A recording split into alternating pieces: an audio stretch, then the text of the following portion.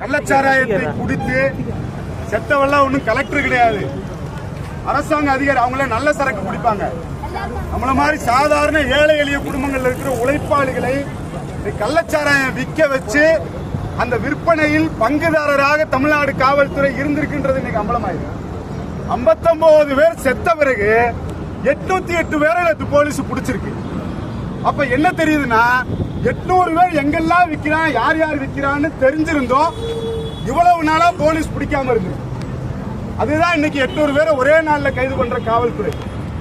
ஏன் தமிழ்நாடு முழுக்க இருக்கிற கள்ளச்சாராயத்தை இந்த தமிழ்நாடு காவல்துறை நினைச்சா ஒரே நாளில் அடித்து ஒழிக்க முடியும். மொத்தம் இருக்கிற பல்லாயிரக்கணக்கான கஞ்சா வியாபாரிகளை ஜெயில போட முடியும். ஏன் பண்ண மாட்டாங்க? பாதி பேர் பிஜேபி கார, பாதி பேரு பிஜேபி. 800 பேர் கைதாகிறான்னா பாதி பேரு அண்ணாமலைக்கு சொந்தக்கார, நரேந்திர மோடிக்கு சொந்தக்கார. அதனாலதான் போலீஸ் பயந்து பிடிக்கிறது. மொத்த தமிழ் எல்லாருக்கும் தெரியும், தமிழ்நாட்டில் இருக்கிற எல்லா அக்யூஸ்டும் ஒன்னா இருக்கிற கட்சி பிஜேபி. சேர்த்தது யாரு? அண்ணாமலை தான் சேர்த்தாரு. இன்னைக்கு கல்லுக்கடையெல்லாம் திறந்துட்டா இவ்வளவு பிரச்சனை கிடையாதுன்னு நியாயம் பேச வருகிற அண்ணாமலை, கல்லுல கூட மெத்தனாலை கலந்து பல உயிர்கள் பலியா இருக்கின்றதுனால கல்ல தடை பண்ணாங்க.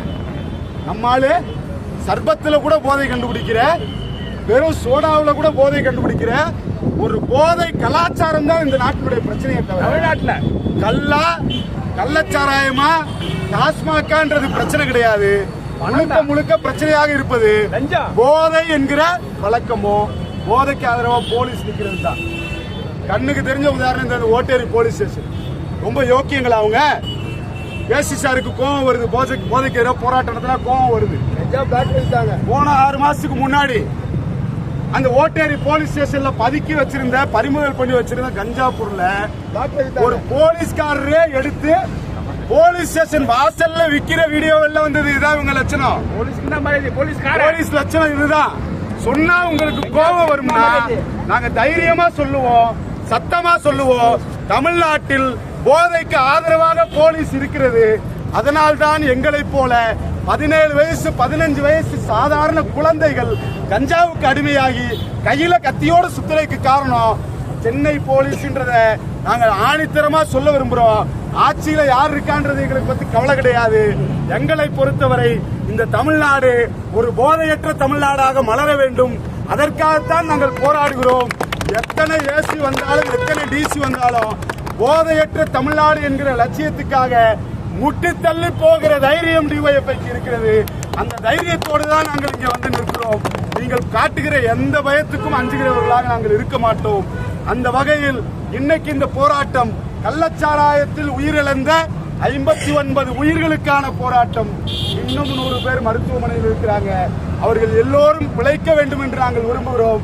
இதுவே இந்த நாளில் கள்ளச்சாராயம் கடைசியாக இருக்கட்டும் என்பதற்காக இந்த போராட்டத்தை நடத்துகிறோம். அந்த வகையில் பொதுமக்களுக்கு இடைஞ்சல் இல்லாமல் நாம் நடத்தணும் தான் நினைச்சோம். உங்களுக்கு பாடையை தூக்கிட்டு வரக்கூடாதான்? என்ன பாடையை நீங்க தூக்கிட்டு வந்தீங்கன்னா எவ்வளவு சட்டம் சீர்குலை. கஞ்சா விற்கிறா சீர்குலையில, சாகுறா சீர்குலையில. இன்னும் சொல்ல போனா அங்கங்க முக்கில வச்சு வித்துக்கிட்டு இருக்கிறாங்க கஞ்சாவை, பெட்டி கடை மாதிரி. அப்பெல்லாம் சட்டம் சீர்குலையில. போராட்டம் நடத்தினா சீர்குலையும் சொல்லி இன்னைக்கு போலீஸ் நம்மளை கைது செய்வதாக அறிவித்திருக்கு. நாம் அந்த வகையில் கைதாவோம். நம்முடைய போராட்டத்தை தீவிரமாக முன்னெடுப்போம். தமிழக அரசு தமிழக அரசு